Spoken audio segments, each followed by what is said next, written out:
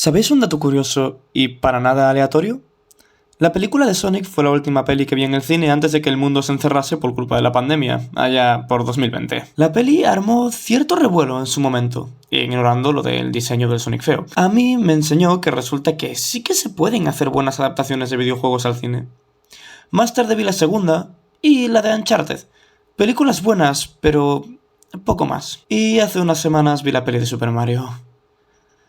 Todo lo que tenía que decir acerca de esa peli lo dije en este vídeo. Ir a verlo si queréis. El tema es que parece que las películas de videojuegos están teniendo una muy buena temporada. Y eso me hace recuperar la esperanza en un proyecto que durante los últimos años solo ha sabido darnos promesas y bombas de humo. Hablo de la película de Five Nights at Freddy's.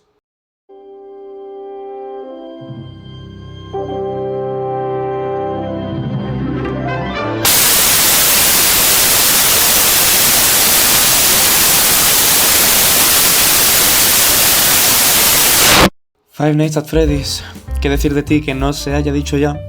Una de las sagas más aclamadas del terror moderno, con un potencial enorme para teorías, y una comunidad con un potencial enorme para ser horrible.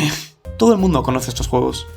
Fue un auténtico acontecimiento mundial. Los juegos fueron unos completos exitazos y sus personajes, así como su ambientación y su, entre comillas, historia, pasaron a ser un elemento en el ingenio colectivo de la mayoría de jugadores.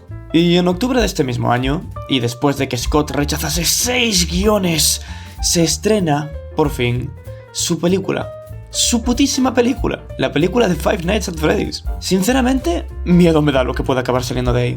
Como fan de la saga, tengo un picorcillo tras la oreja que me quiere decir que algo no va a funcionar como debería. Pero también es cierto que, desde la película de Sonic, he ido ganando poco a poco esperanza en esta clase de adaptaciones. Y ya con la peli de Mario tengo claro que puede salir algo muy bueno, si no fuera por un grandísimo detalle que marca una gran diferencia.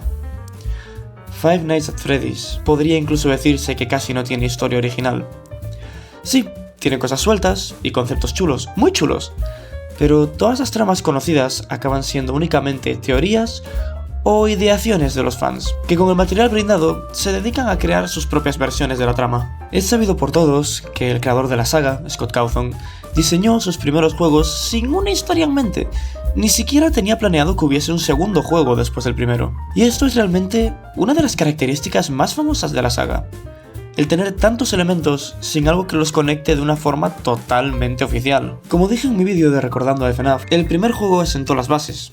Pero no solo en cuanto a jugabilidad, sino que trajo también una serie de personajes, situaciones y momentos que parecía que iban a algún lado, pero estaban más por la ambientación que por realmente contar una historia. Y tenía ideas muy chulas, de verdad. Aquí se introdujeron cosas como el hombre del teléfono, los niños desaparecidos, y sobre todo se mencionó por primera vez la mordida del 87. Todo cosas que funcionan en su propio juego.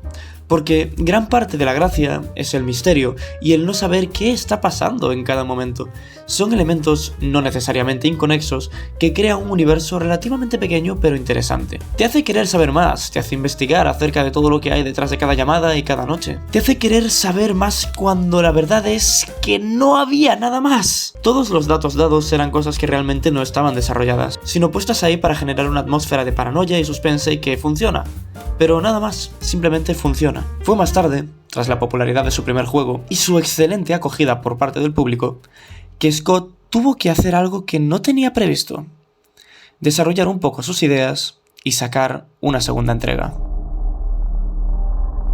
Entrega que trajo más preguntas que respuestas, porque ese supuesto desarrollo de sus ideas se basó en implementar aún más conceptos nuevos, cosa que no es mala. Yo siempre he dicho que el segundo juego es el mejor de los mínimo 4 primeros, pero pese a que me encante, esto presenta un problema. El universo de la saga se vuelve, aparte de misterioso, en parte inconsistente. Por la tremenda falta de información, más que nada. El juego te va soltando datos y te pone en diversas situaciones, pero nunca acabas de entender totalmente el porqué de todo esto. Sin embargo, al César lo que es del César. Aquí fue donde se introdujo un personaje que serviría como nexo de unión y detonante de la mayoría de cosas que pasan en la historia. El que muchos consideran el villano principal de la saga. El hombre de morado. No, El Hombre de Morado es posiblemente el personaje más importante de toda la saga de Five Nights at Freddy's. Ni Freddy, ni Puppet, ni hostias, el Hombre de Morado. Y no le voy a llamar William Afton porque en este punto solo sabíamos 3 cosas de este tipo: que es un hombre, que va de morado y que se ha cargado a más o menos 11 niños. Esto vino acompañado de otro elemento tremendamente importante: los Death Minigames. Estos mini eventos, estos minijuegos, pueden saltar tras morir o tras pasar una noche y, en teoría, cuentan partes de la historia como pequeños fragmentos de eventos que pasaron hacía ya mucho tiempo. Esto, creedme, fue un bombazo.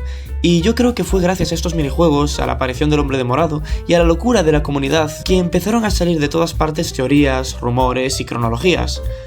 Este fue el momento en el que todos se pusieron a intentar hilar cabos. Y esto a Scott le vino de perlas. Aparte de todo el éxito de la saga, ahora contaba con un arma poderosísima. Podía desarrollar su historia basándose en las interpretaciones de sus fans y seguir haciendo todo igual de críptico al mismo tiempo que contaba con direcciones sobre las que desarrollar una trama, lo que significa que ahora todos estos elementos que metió en sus juegos para crear pura ambientación, ahora tenían un sentido y una razón para estar ahí. Ahora existía una composición mucho más clara de este universo. Y todo esto llegó a tal nivel que, al poco tiempo, muchas teorías indicaban que el segundo juego sucedía cronológicamente antes que el primero. Y Scott acabó por hacer oficial este hecho. Me gusta pensar que este fue el primer paso para realmente encauzar la historia de la saga. Es hasta romántico si te lo paras a pensar. No lo pienses mucho. Y gracias a todo este lío y tremendo éxito, aterrizó Five Nights at Freddy's 3. No pienso hablar de los cambios en la jugabilidad, porque mientras que en este campo fue uno de los juegos con peor acogida de la saga, a nivel de historia aportó muchísimo, y se notaba que Scott ya contaba con un rumbo más claro. Desde la mismísima revelación de que Springtrap es, en verdad, el Hombre de Morado muerto, hasta los 2 incendios y la ascensión de las almas de los niños, o los múltiples finales. Es impresionante lo mucho que aporta el tercer juego al lore. En teoría, este incluso marca el final de la propia historia. Y si cortase aquí, sería un producto más o menos sencillo y muy redondo. Un poco inconexo, pero eso no quita que sea tremendamente interesante. Pero poco después apareció el cuarto juego. El simple hecho de que este juego tenga como protagonista a un niño en su habitación en vez de a un guardia en una oficina, marca un enorme cambio de paradigma. Y esto es lo que significa todo este juego para la saga. Una vuelta de tuerca, un giro de guión que nadie se esperaba después del final del 3. Pasamos de la historia de los guardias en los distintos establecimientos a controlar a un chaval que al principio no entendemos muy bien nada de lo que hacemos ni por qué pasa lo que pasa en el juego, hasta que aparecen los Death Minigames. ¡Vámonos! ¿Veis cómo son importantes? El cuarto juego los utiliza de puta madre para contar su historia. Historia que por fin nos presenta a un protagonista. Hemos tenido que esperar 3 juegos, pero aquí está, uno de los protas de la saga, ni más ni menos que la víctima de una de las famosas mordidas. Este es el juego que marca el auténtico rumbo de la saga. La historia fuera de las pizzerías. La historia de la familia Afton. Sinceramente, siempre tuve un pelín de rechazo a esta parte de la historia. O más que rechazo, siempre prefería la ambientación y, entre comillas, trama de los 3 primeros juegos. No soy muy fan de toda la parte de la familia Afton, pero eso no quita que sea posiblemente la parte más importante de toda la historia. Y con todo esto en cuenta, los 4 primeros juegos darían, en mi opinión, para 1 o 2 películas espectaculares, sobre todo si permiten contenido explícito. Escenas como la de la muerte del Hombre de Morado dentro del traje de Springtrap. Dios, deben de verse impresionantes fuera de los píxeles. Pongo la mano en el fuego y diré que tengo fe. Fe de que puede salir un muy buen producto. Es un universo muy suyo y que amaría ver bien representado en la pantalla grande. Estoy deseando ver qué hacen con todos estos personajes que me encantan. Poder ver de una vez por todas la visión real de Scott de su propia historia, porque, por si no lo sabíais, tras rechazar 6 guiones, decidió escribirlo él mismo y dejar claras sus ideas. Así que sí, esperanzas hay. Igual es porque sigo emocionalmente afectado por la película de Mario. Juro que no estoy llorando, tú estás llorando, ¿vale? Pero quiero tener fe. Amo los videojuegos y siento que poco a poco están aterrizando en el cine y que mucha más gente podrá conocer estas maravillosas experiencias. En este caso, esta curiosa saga que a millones nos encanta. Muchas gracias por llegar hasta aquí. Muchas gracias por seguir detrás de esa pantalla y haber esperado una semana más para ver un vídeo. Yo, como siempre, he sido vuestro anfitrión Bitter. Y aquí seguiré, esperando ver cómo avanza esto. Nos vemos la semana que viene. Ashe.